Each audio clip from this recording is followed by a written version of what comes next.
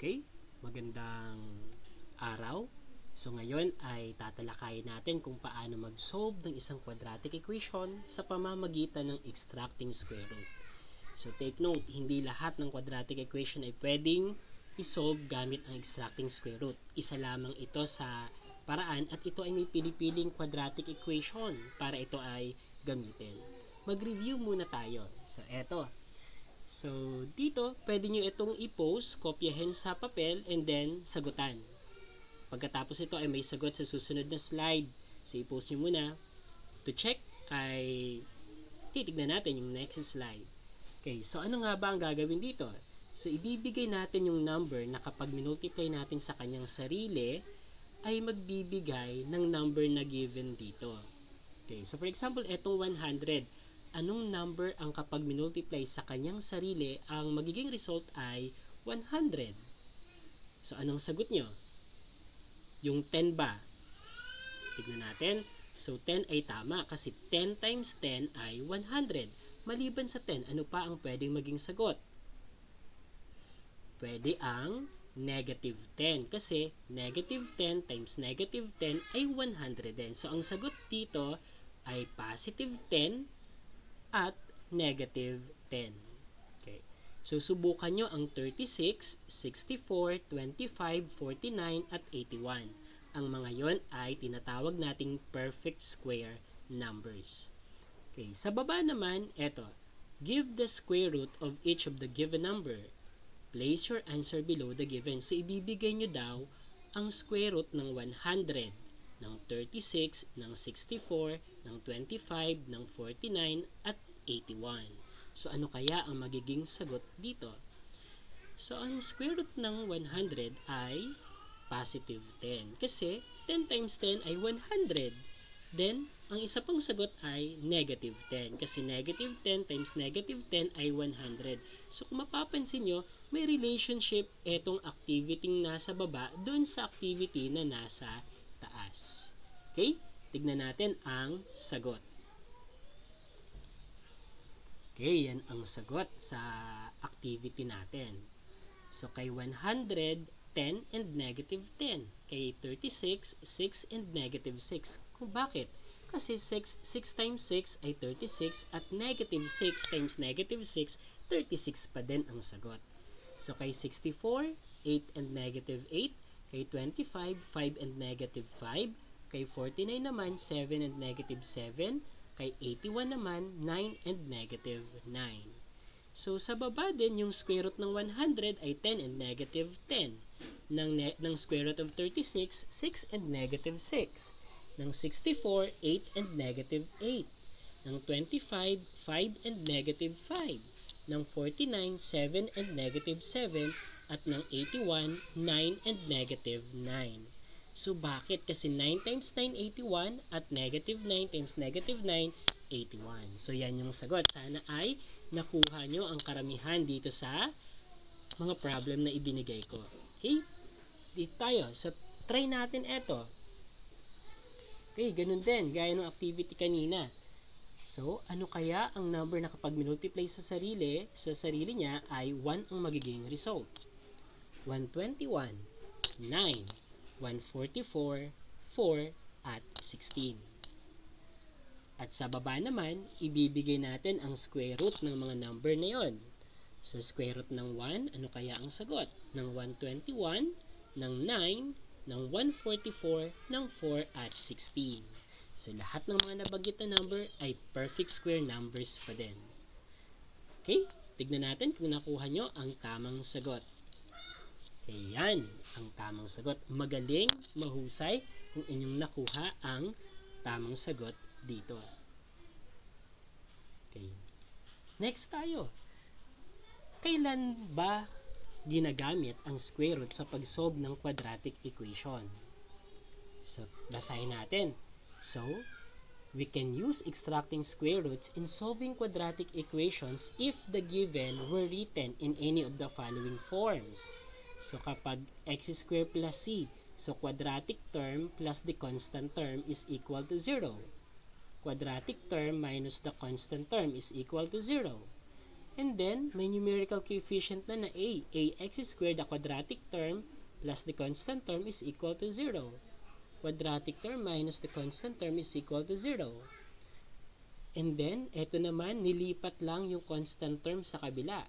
So, quadratic term is equal to the constant term, negative constant term. Quadratic term is equal to the constant term. Eto, quadratic term pa rin, pero ang numerical coefficient niya ay higher than 1. So, quadratic term is equal to negative constant term.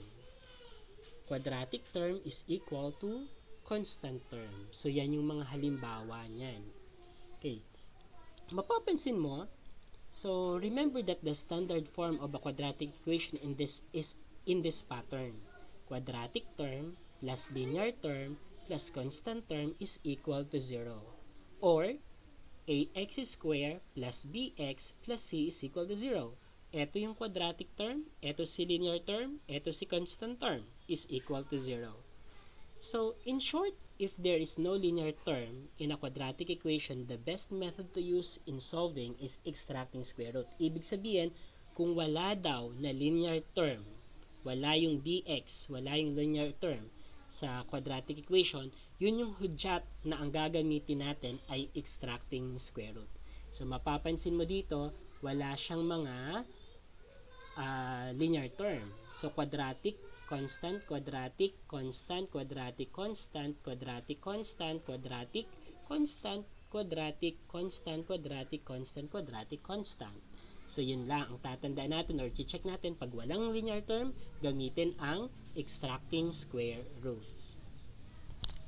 Okay, paano naman natin isusolve ang isang quadratic equation? So, eto, paano natin isusolve yung mga quadratic equation na yun? So, yung susunod na slide ay ipapakita ko kung paano siya sinolve. Pero eto yung steps para ating makuha ang tamang sagot. So, again, gagamitin lang natin ang quadratic, extracting square root sa pag-solve ng isang quadratic equation kapag wala itong linear term. Okay. Yung step kung paano ay eto. So, una, itra-transform natin ang quadratic equation in quadratic term is equal to constant term. So, ibig sabihin, so yung quadratic term nasa left side at yung constant term naman nasa right side. Ayun. Pangalawa, eliminate natin ang a in ax squared is equal to c by multiplying both sides of the equation by the reciprocal of a or by 1 over a. So, ito ay gagawin lang natin kapag ang numerical coefficient ng quadratic term or yung a natin ay greater than 1 or less than 1. Ayan. So, ang proseso dyan, so eto, si quadratic term is equal to the constant term, imumultiply or mumultiplyan siya ng reciprocal ng value ng a. So, 1 over a, then ito din, 1 over a minultiply sa left and right side of the equation. Mapapansin natin na ito na ang magiging sagot. So, a times ax squared is ax squared. Then, a times the denominator of ax squared, ang denominator nito ay 1. Kaya, 1 times a is a. So, ito siya. Ito namang sa right side, 1 times c ay c. And then, ang a na nasa denominator, i-multiply sa denominator ng c na 1 ay a ang magiging sagot. Pagkatapos, ito, a divided by a is equal to 1. So, ang matitira dito sa right side ay x squared na lang. Dito naman kay constant term ay c over a. So, eto na siya. So, pwede nating i-skip yung step na to kung ang numerical coefficient ng quadratic term ay 1 lang din naman. Pero kung hindi, kailangan nating gamitin or gawin ang step number 2. Okay, pangatlo, use extracting square root on both sides of the equation. So, gagamitan na natin ng square root or i-extract na natin yung both side of the equation. Ginagamit ang extracting square root kasi para mawala, ma-eliminate na yung exponent ng ating quadratic term. And then number 4, check natin kung yung result na nakuha natin ay tama. Kung masasatisfy niya yung original equation. So, kung yun ay true statement, ibig sabihin, tama ang nakuhang sagot. At kapag yun ay naging false statement, ibig sabihin, mali or hindi pwedeng maging value iyon. Yung step number 4 ay pwede na rin nating skip kung kung na-master na natin yung pagkuha or pag-solve ng quadratic equation gamit ang extracting square root.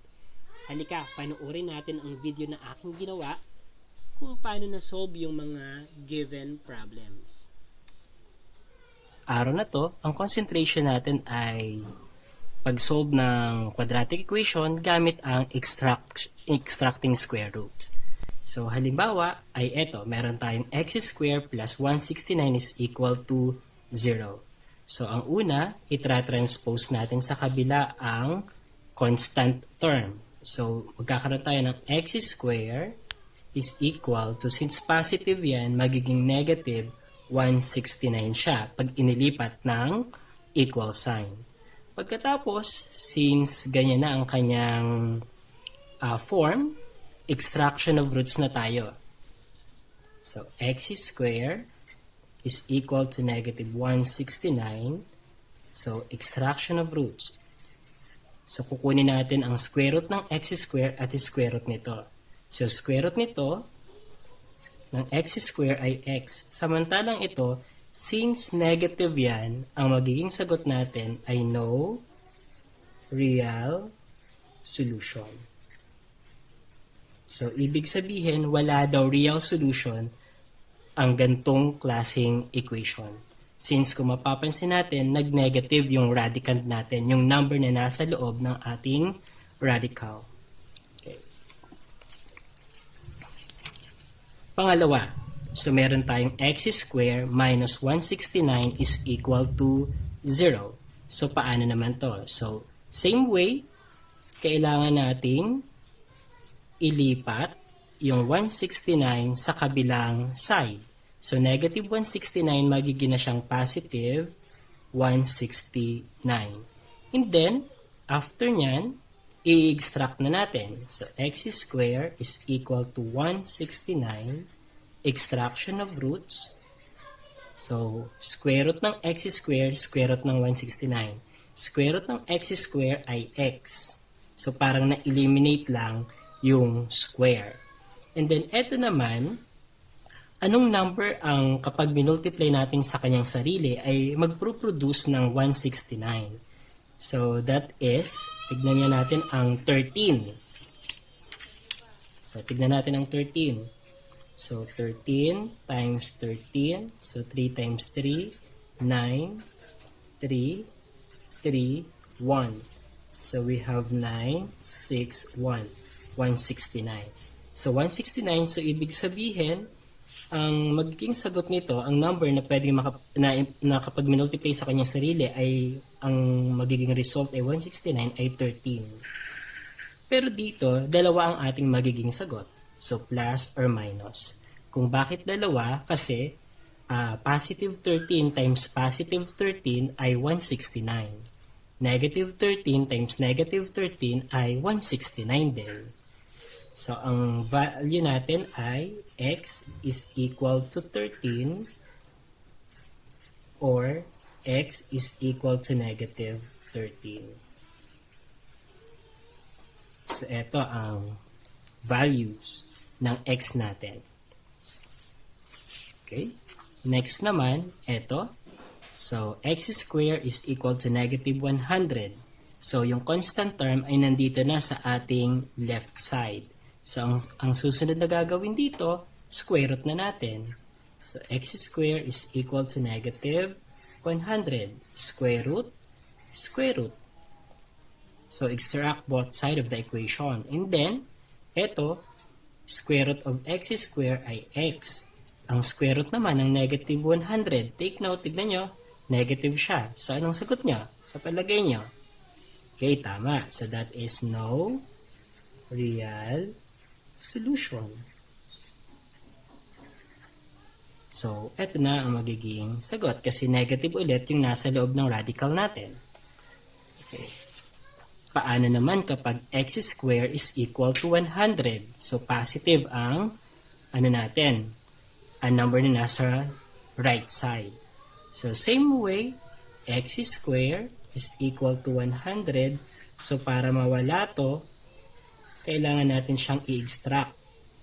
So, kakancel out yon. So, x na lang to. Dito naman, anong number ang kapag minultiply sa kanyang sarili, 100 ang kalalabasan. So, we have positive 10 at negative 10. So, tignan nyo. 10 times 10, 100.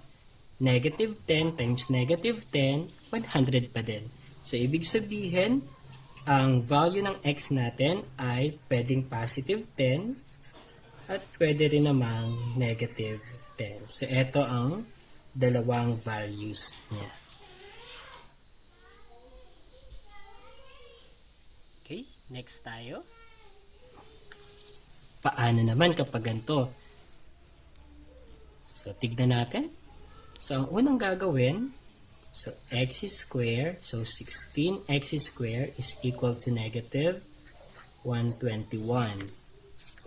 So, ang unang gagawin natin, imumultiply natin siya by 1 over 16 kasi kailangan etong ma-eliminate yung 16 na to. So, ganun din ito, 1 over 16. So, pag minultiply natin, 16x square over 16. Then, ito naman, negative 121 over 16. So, cancel ito. X square is equal to negative 121 over 16. And then, extract. Square root, square root.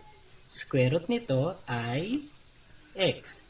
Square root nito, tignan nyo agad, ang nasa loob ng radicand ay negative. So, ibig sabihin, no real solutions. Okay. Next tayo. So, eto naman ay 16x square is equal to positive 121. So, same way tayo din sa mga naunang process, pero dito, may pagbabago tayo sa sagot. So, tignan natin. So, una, 16x square is equal to 121. And then, multiply by 1 over 16, 1 over 16. So, magiging 16x square over 16. Ito naman, 121 over 16. Cancel ito. So, x square is equal to 121 over 16. Extract. Ayan. So, anong sunod na mangyayari?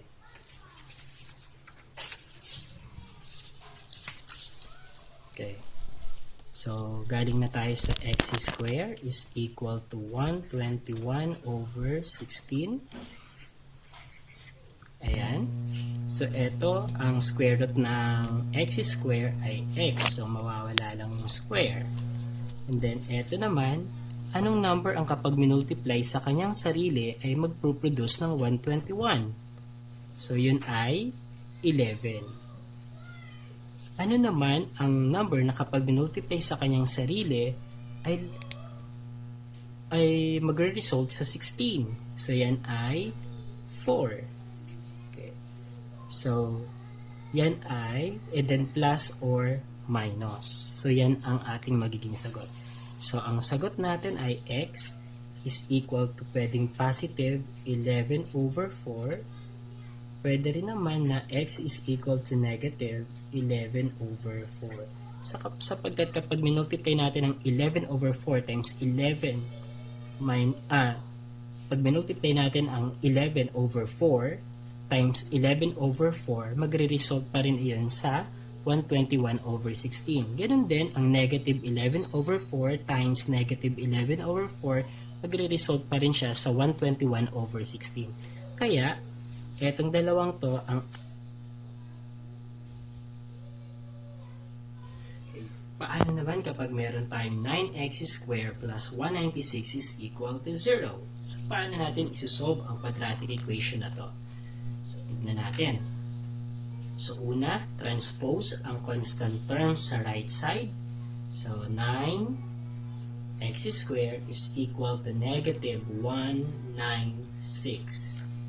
Next, ay imumultiply ang bawat term by the 1 over a. So, ang a natin ay 9. So, i-multiply natin ito sa 1 over 9. So, ito din 1 over 9. So, magiging 9x squared over 9. Kasi 1 times 9x squared is 9x squared. Din ito, denominator times denominator, 9 times denominator nito ay 1, kaya 9. Next here, so negative 196 over 9. So, cancel na to.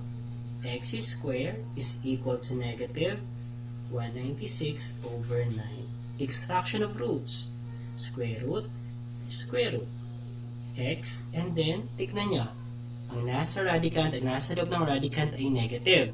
So, ibig sabihin, since negative yan, no real solution ulit tayo.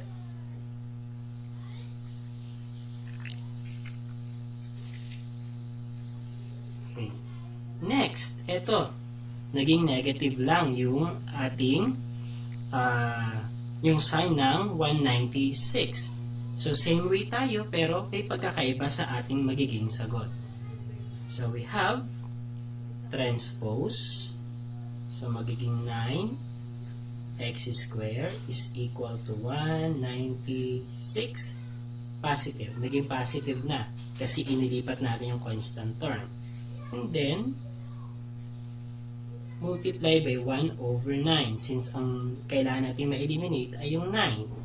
So, 1 over 9. Then, multiply 1 times 9x squared, 9x squared. 9 times 1, denominator of 9x squared is 1. So, 9 times 1, 9. So, dito naman, 1 times 196, 196. Then, ito may denominator na 1. 9 times 1, 9. 9 divided by 9 is 1 times x squared, x squared. Then, 196 divided by 9. So, kung titignan natin, okay, so sulat muna natin siya ng ganyan.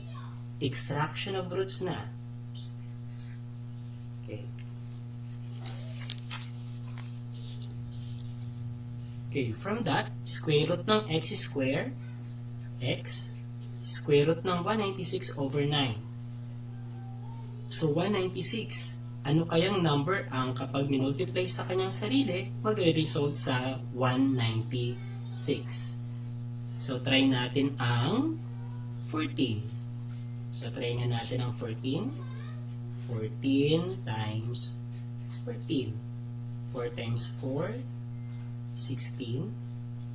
4, 5, 4, and then 1. So, we have 6, 9, 1. So, kapag binultiply natin ang 14 times 14, ang result ay 196. So, ibig sabihin, ang 196 ay isang perfect square. Ang square root ng 196 ay 14. Next, ang 9 naman. Ang 9 by perfect square. Anong number ang kapag minultiply sa kanyang sarili ay magbibigay ng 9 na result. So, that is 3. Okay, 3 times 3, 9. So, dito, so na-extract na natin at ito na yung kinalabasan. And then, meron tayong dalawang pwede maging sagot. Yung positive 14 over 3 at yung negative 14 over 3. So, ang solution ay x is equal to positive 14 over 3. Ang isa pang solution ay x is equal to negative 14 over 3. So, bakit? Pag minultiply natin ang 14 over 3 times 14 over 3, ang magiging result niya ay yung 196 over 9. Ganun din ang negative 14 over 3 kapag minultiply sa kanyang sarili, magre-result din sa 196 over 9. So, negative times negative, positive. Kaya, ang ating dalawang values ng x ay 14 over 3 at negative 14 over 3. Maraming salamat! Okay, so sana ay natuto kayo sa video na inyong napanood. So kung ito ay nagustuhan ninyo, so kung maaari ay inyong i-click ang like, subscribe, at i-share nyo na rin kung ito ay kapaki-pakinabang sa iba pang grade 9 or nagre-review about quadratic equation. Maraming salamat!